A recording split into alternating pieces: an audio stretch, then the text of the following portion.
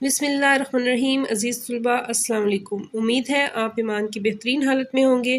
عزیز طلباء، اردو کی کتاب کے حصہ نثر کے سبق خطوط غالب کی پڑھائی آج کریں گے۔ اس سے پہلے لیکچر میں اسی سبق کے مصنف کے تعارف کے بارے میں کتابی پڑھائی کی تھی۔ اس سبق میں مرزا کے 3 خطوط شامل کیے گئے ہیں۔ پہلا اور دوسرا خط مرزا غالب نے اپنے دوست منشی ہرگوپال تفتہ کے نام لکھا ہے، جبکہ تیسرا خط میر مہدی حسین مجروح کے نام لکھا ہے۔ تینوں خطوط میں مرزا اپنے دوستوں کے ساتھ ذاتی اور فکری احوال کے حوالے سے گفتگو کرتے نظر آتے ہیں۔ عزیز طلباء، سبق کی پڑھائی سے پہلے ہم اس کے تدریسی مقاصد پر بھی نظر ڈالیں گے کہ خط لکھنا مؤثر ذریعہ ابلاغ ہے اور غالب کی مکتوب نگاری کا انداز منفرد ہے۔ اس کے بارے میں بھی جانیں گے۔ آپ کو یہ علم ہوگا کہ خط کے کون سے حصے ہیں۔ عام طور پر خط جیسے لکھا جاتا ہے، غالب نے اس روایتی انداز کو نہیں اپنایا، بلکہ ایک خاص انداز اپنایا ہے جس کا اردو ادب میں خاص مقام ہے۔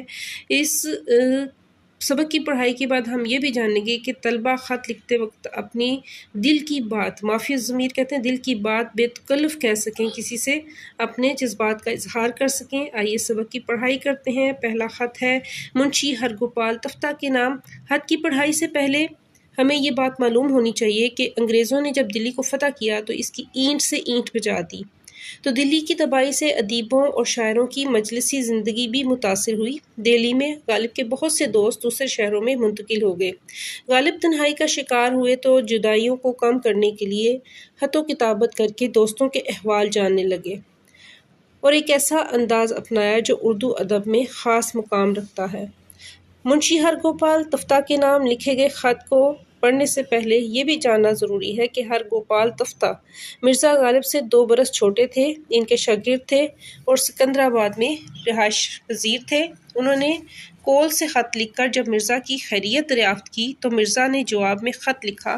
مرزا کہتے ہیں، اللہ اللہ، ہم تو کول سے تمہارے خط کے آنے کے منتظر تھے۔ جیسا کہ آپ کو معلوم ہے کہ سبق کی پڑھائی کے ساتھ بھی تشریح کی بھی وضاحت کرتی ہوں کہ آپ نے جب پیراگراف کی تشریح کرنی ہے تو کیسے زیادہ سے زیادہ الفاظ کا مفہوم بیان کرنا ہے، تو اس کے حوالے سے انہی کو جملوں کو میں کھول کے بھی بیان کروں گی، ان کی تشریح بھی کروں گی۔ اللہ اللہ، ہم تو کول علی گڑھ کا پرانا نام ہے، تو اس کا حوالہ دیتے ہوئے کہتے ہیں کہ کول سے تمہارے خط کے آنے کے منتظر تھے، انتظار کر رہے تھے کہ تم وہاں جاؤ گے تو علی گڑھ سے ہمیں خط لکھو گے۔ ناگاہ کل جو خط آیا، ناگاہ اچانک کل منشی ہرگوپال تفتہ کا خط انہیں ملا تو انہیں معلوم ہوا، یعنی مرزا غالب کو معلوم ہوا کہ وہ 2 دن کول میں رہ کر سکندرآباد آ گئے ہو، کہ علی گڑھ میں انہوں نے 2 دن گزار بھی لیے ہیں اور واپس سکندرآباد اپنی رہائش پہ پہنچ گئے اور وہاں سے تم نے خط لکھا ہے۔ دیکھیے اب یہاں کب تک رہو اور آگرہ کب جاؤ۔ پرسوں برخودار شیو نارائن کا خط آیا تھا۔ پرسوں 3 دن پہلے۔ برخودار جو عزیز ہے اس کو کہتے ہیں۔ شیو نارائن جو ان سے ہیں، یہ آگرہ میں رہائش پذیر ہیں اور انہوں نے وہاں پہ ایک پریس لگایا ہوا ہے جہاں، اور انگریزی بہت اچھی جانتے ہیں، کتابوں کی شرازہ بندی کرتے ہیں۔ لکھتے ہیں کہ کتابوں کی شرازہ بندی ہو رہی ہے۔ شیو نارائن کا خط جو تھا اس میں انہوں نے بتایا ہے کہ کتابوں کو جمع کیا جا رہا ہے، ان کی جلد بندی ہو رہی ہے اور قریب ہی ہے کہ بھیجی جائیں، یعنی کہ کام تمام ہونے کے نزدیک ہے۔ مرزا مہر جو ان سے ہیں، یہ غالب کے دوست تھے۔ ان کا پورا نام مرزا خاتم علی بیگ تھا، وکیل اور آنرری مجسٹریٹ رہے ہیں۔ کہتے ہیں کہ مرزا مہر بھی 1 ہفتہ بتاتے ہیں، یعنی کہ 1 ہفتے میں کتابوں کی جلد بندی مکمل ہو جائے گی۔ دیکھیے کس دن کتابیں آ جائیں، خدا کرے سب کام دل خواہ بنا ہو، یعنی کہ دل کی خواہش کے مطابق ہو۔ ہاں صاحب، منشی بالمکند بے صبر کے ایک خط کا جواب ہم پر فرض ہے۔ اب منشی بالمکند بے صبر سکندرآباد کے رہنے والے ہیں اور محکمہ مال میں منشی گری اور داروغہ کے منصب پر مقرر ہیں اور غالب سے روابط رکھتے ہیں، ان سے ان کا تعلق ہے۔ اب وہ کہتے ہیں کہ منشی بالمکند بے صبر کے ایک خط کا جواب ہم پر فرض ہے، لازمی ہے، میں کیا کروں؟ اس خط میں انہوں نے اپنا سیر و سفر میں مصروف ہونا لکھا ہے، بس میں ان کے خط کا جواب کہاں بھیجتا، یعنی کہ ان کی کوئی مستقل رہائش نہیں ہے۔ اگر انہوں نے خط لکھ دیا تو میں ان کو ان کا جواب نہیں دے سکتا، کیونکہ کوئی ایک خاص پتہ نہیں ان کا۔ اگر تم سے ملے تو میرا سلام کہہ دینا، اور مکتبہ آگرہ سے کتابوں کا حال تم خود دریافت کر ہی لوگے۔ مکتبہ آگرہ یعنی کہ مطبعہ کہتے ہیں چھاپا خانہ، کتاب جہاں چھپتی ہے اسے کہتے ہیں، اور وہ کہتے ہیں کتابوں کا حال تو آپ خود ہی پوچھ لینا، میرے کہنے اور لکھنے کی کیا حاجت، کیا ضرورت ہے۔ یہ خط انہوں نے چہارشنبہ سوم نومبر 1858 کو لکھا تھا۔ نیچے انہوں نے اپنا نام لکھا ہے، غالب۔ عزیز طلباء، خط کی پڑھائی سے ہمیں بہت اچھی طرح سے اندازہ ہوتا ہے کہ مختصر انداز میں، بہت جامع انداز میں انہوں نے مختلف لوگوں کا حال بھی پوچھا اور اپنا مدعا بھی بیان کر دیا۔ اسی طرح دوسرا خط جو ہے اس کی طرف آتے ہیں۔ عزیز طلباء، دوسرا خط بھی انہوں نے منشی ہرگوپال تفتہ کے نام پہ لکھا ہے۔ خط کی پڑھائی سے ہمیں یہ چیز واضح ہوتی ہے کہ یہ خط شاید انہوں نے کسی شکوے کے تحت لکھا ہے کہ وہ بہت اچھے دوست تھے ان کے، 2 برس چھوٹے تھے، ان کے شاگرد بھی تھے اور سکندرآباد کے رہنے والے بھی تھے۔ خط کا جو متن ہے وہ ظاہر کرتا ہے کہ شاید مرزا تفتہ نے مرزا غالب کے خط کا جواب نہیں دیا اور وہ ان سے ناراض ہیں، جس کی وجہ سے وہ تحریر دوبارہ بھیج رہے ہیں، اور وہ شکوہ کرتے ہیں کہ کیوں صاحب، کیا یہ آئین جاری ہوا ہے؟ آئین جاری ہوا ہے، دستور ہے، کوئی قانون ہے کہ سکندرآباد کے رہنے والے دلی کے حاک نشینوں کو خط نہ لکھیں؟ یعنی کہ وہی شکوہ نظر آ رہا ہے کہ انہوں نے ان کے خط کا جواب نہیں دیا۔ دلی کے حاک نشینوں کو خط نہ لکھیں۔ حاک نشین کہتے ہیں زمین پر رہنے والے، مراد مطلب کم تر لوگ۔ اگر کسی کو کم تر سمجھیں گے تو اس کو جواب نہیں دیں گے۔ بھلا اگر یہ حکم ہوا ہوتا تو یہاں بھی تو اشتہار ہو جاتا کہ زنہار کوئی خط سکندرآباد کو یہاں کی ڈاک میں نہ جاوے۔ یعنی کہ اگر کوئی ایسا آئین یا دستور جاری ہوا ہے تو اس کا ہمیں بھی پتہ چل جاتا کہ کوئی بھی خط سکندرآباد سے دلی کی ڈاک میں نہیں جائے گا، اور زنہار کا مطلب ہے ہرگز نہیں جائے گا۔ بہرحال وہ کہتے ہیں کہ کس بشنود یا نشنود من گفتگوئے می کنم، یعنی کوئی سنے یا نہ سنے میں اپنی بات کہہ دیتا ہوں۔ اب وہ مزید کہتے ہیں کہ کل جمعے کے دن 12 تاریخ نومبر کی 33 جلدیں بھیجی ہوئی برخوردار شیو نارائن کی پہنچی، یعنی کہ شیو نارائن جن کا وہاں پہ ایک چھاپا خانہ تھا، انہوں نے جو جلدیں تیار کرنی تھی کتابوں کی، وہ جمعے کے دن 12 تاریخ کو، نومبر کی 12 تاریخ کو مرزا غالب کو مل گئیں، اور وہ کہتے ہیں کہ جلدیں بہت اچھی تھیں، کاغذ یعنی کہ ان کا کاغذ اچھا تھا، خط لکھائی بہت خوبصورت تھی، تختی کتاب کا سائز، سیاہی، چھاپا سب خوب تھا، سب بہت عمدہ تھا، اور یہ ساری چیزیں دیکھ کے دل خوش ہوا اور شیو نارائن کو دعا دی، یعنی کہ وہ ان کے کام سے بہت خوش تھے کہ بہت اچھے طریقے سے انہوں نے کتابیں جلد کروائیں، ان کے ہر لحاظ سے لکھائی چھپائی بہت خوبصورت تھی، اور جس سے وہ خوش ہوئے، اور انہوں نے کہا کہ میں نے شیو نارائن کو دعا دی کہ اس کے کام میں اللہ تعالیٰ برکت ڈالے۔ 7 کتابیں جو مرزا خاتم علی صاحب کی تحویل میں ہیں، ان کے قبضے میں ہیں، ان کے پاس موجود ہیں، وہ بھی یقین ہے کہ آج کل پہنچ جائیں گی۔ معلوم نہیں، علم نہیں، منشی شیو نارائن نے اندور کو واسطے رائے امید سنگھ کے کس طرح بھیجی ہیں یا ابھی نہیں بھیجی۔ اب مرزا خاتم علی بیگ جو سے ہیں، یہ مرزا مہر، یہ بھی غالب کے دوست تھے، ان کا پورا نام مرزا خاتم علی بیگ تھا، اور یہ وکیل اور آنری مجسٹریٹ رہے ہیں۔ ان کے بارے میں بھی یہ ذکر کر رہے ہیں کہ کچھ کتابیں ان کے پاس ہیں اور وہ بھی یقیناً کل تک پہنچ جائیں گی، اور معلوم نہیں کہ منشی شیو نارائن نے ان کو کس طرح سے وہ بھیجی ہیں۔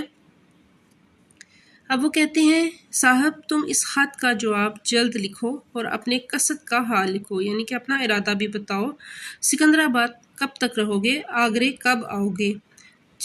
یہ خط جو سا ہے انہوں نے شنبہ 13 نومبر 1857 کو لکھا تھا، اور جواب طلب غالب۔ اس طریقے سے انہوں نے بہت خوبصورت انداز میں اپنی ناراضگی کا بھی اظہار کیا اور ان سے مطالبہ بھی کیا کہ وہ ان کے خط کا جواب ضرور دیں۔ تیسرے خط کی طرف آتے ہیں۔ تیسرا خط انہوں نے میر مہدی حسین مجروح کے نام لکھا ہے۔ اس خط کی پڑھائی سے پہلے ہم یہ جانیں گے کہ یہ خط جو سا ہے میر مہدی حسین مجروح کے نام جو لکھا ہے مرزا غالب نے، اس میں مرزا کا میر مہدی حسین مجروح سے پہلے تعلق کیا تھا؟ یہ ایک انتہائی قریبی دوست تھے اور دلی چھوڑ کر پانی پت چلے گئے تھے، اور مرزا نے انہیں یہ خط 8 نومبر 1859 کو لکھا تھا، اور مرزا اپنے ذاتی احوال کو بتاتے ہیں کہ میرے پاس تمہارے خط تحریر کرنے کے لیے نہ کاغذ ہے، نہ قلم ہے، نہ ہی خط بھیجنے کے لیے میرے پاس ٹکٹ ہے۔ تو اس کے بارے میں وہ کہتے ہیں کہ بھائی نہ کاغذ ہے نہ ٹکٹ ہے، اگلے لفافوں میں سے ایک بے رنگ لفافہ پڑا ہوا ہے، یعنی بغیر ٹکٹ کے لفافہ میرے پاس موجود ہے۔ کتاب میں سے یہ کاغذ پھاڑ کر تم کو خط لکھتا ہوں، یعنی پرانے لفافوں سے ایک لفافہ نکالا ہے پرانی کتابوں سے، اور اس میں تمہیں خط لکھ رہا ہوں اور بے رنگ لفافے میں لپیٹ کر بھیجتا ہوں۔ غمگین نہ ہونا، اداس نہ ہونا، کل شام کو کچھ فتوح کہیں سے پہنچ گئی ہیں۔ فتوح یعنی کہ اوپر کی آمدنی، مدد جو سی ہے وہ ملی ہے مجھے۔ آج کاغذ اور ٹکٹ منگا لوں گا، خرید لوں گا۔ سہ شنبہ یعنی منگل کا دن ہے، 8 نومبر ہے، صبح کا وقت ہے جس کو عوام بڑی فجر کہتے ہیں۔ پرسوں تمہارا خط آیا تھا، آج جی چاہا کہ ابھی تم کو خط لکھوں، اس واسطے یہ چند سطریں لکھ رہا ہوں۔ چنانچہ وہ یہ جو تمام باتیں وہ کہتے ہیں کہ غمزدہ نہ ہونا، پریشان نہ ہونا، کل میرے پاس کچھ رقم آئی ہے، اس لیے آج ہی خط اور ٹکٹ وغیرہ منگوا لوں گا تاکہ آئندہ تمہارے پاس بے رنگ خط بھیجنے کی بجائے بے رنگ خط بھیجنے کی نوبت نہ آئے۔ اور آج تو منگل کا دن ہے، نومبر کی 8 تاریخ ہے، صبح کا وقت ہے جس کو عوام بڑی فجر کہتے ہیں۔ پرسوں سے تمہارا خط آیا ہوا ہے اور پہلے ہی جواب تحریر کرنے میں دیر ہو گئی ہے، اور وہ کہتے ہیں کہ جی چاہتا ہے کہ ابھی تمہیں خط تحریر کروں، اس لیے یہ چند جو سطریں ہیں، چند لائنیں ہیں، یہ تمہارے لیے لکھی ہیں۔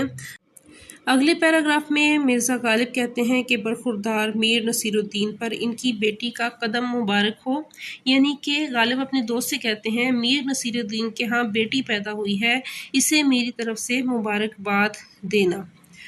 نام تاریخی تو مجھ سے ڈھونڈا نہ جائے گا، ہاں عزیب النساء بیگم نام اچھا ہے کہ اس میں ایک رعایت ہے، یعنی کہ وہ کہتے ہیں کہ ان کی بیٹی کے لیے کوئی اچھا سا تاریخی نام تلاش کرنا میرے لیے بہت مشکل کام ہے، یہ کام میرے بس کا نہیں ہے، مگر ایک نام اس بچی کے نام کے حوالے سے میرے ذہن میں آیا ہے کہ اس کا نام عزیب النساء بیگم ٹھیک رہے گا۔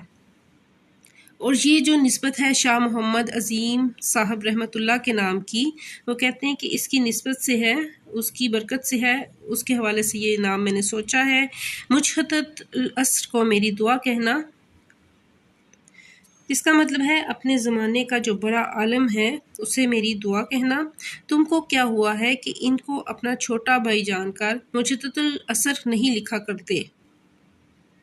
یہ بے ادبی اچھی نہیں۔ میرن صاحب کو بہت بہت دعا کہنا اور میری طرف سے پیار کہنا۔ اب اس کی وضاحت کچھ اس طرح سے کریں گے کہ مرزا غالب میر مہدی حسن مجروح کے چھوٹے بھائی میر سرفراز حسین کو مجھتت العصر یعنی اپنے زمانے کا بڑا عالم کہا کرتے تھے۔ غالب میر مہدی حسین مجروح سے کہتے ہیں کہ اپنے بھائی میر سرفراز حسین کو میری طرف سے دعا کہنا۔ یہ تمہیں اچانک کیا ہوا ہے کہ تم ان کو اپنا چھوٹا بھائی سمجھتے ہو؟ مجھتت العصر نہیں لکھا کرتے، یہ سراسر تمہاری بے ادبی ہے جو مجھے بالکل بھی اچھی نہیں لگتی۔ میری طرف سے میرن صاحب یعنی میر افضل خان کو دعا سلام کہنا اور میری طرف سے انہیں پیار بھی دینا۔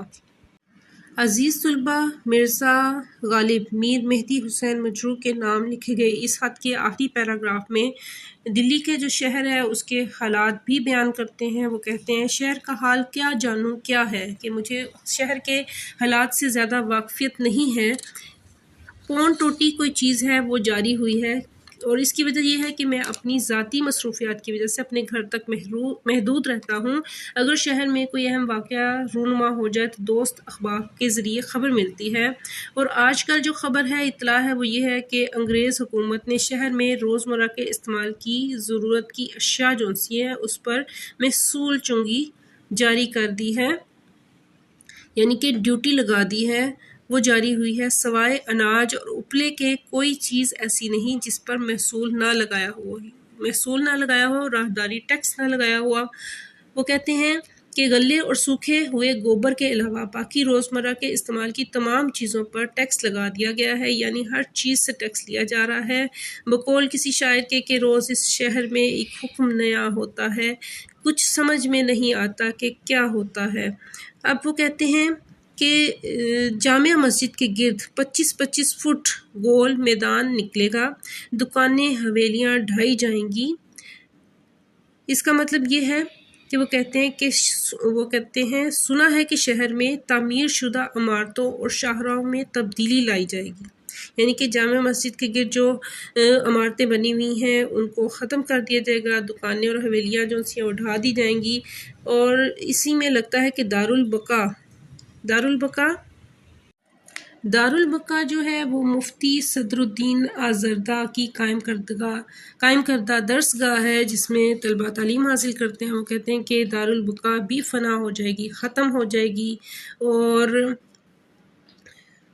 درس گاہ جو سی ہے وہ برباد ہو جائے گی۔ قائم دائم رہنے والا نام صرف اللہ کا ہے، جو ہمیشہ ہے اور ہمیشہ سے رہے گا، ہمیشہ سے ہے اور ہمیشہ سے رہے گا۔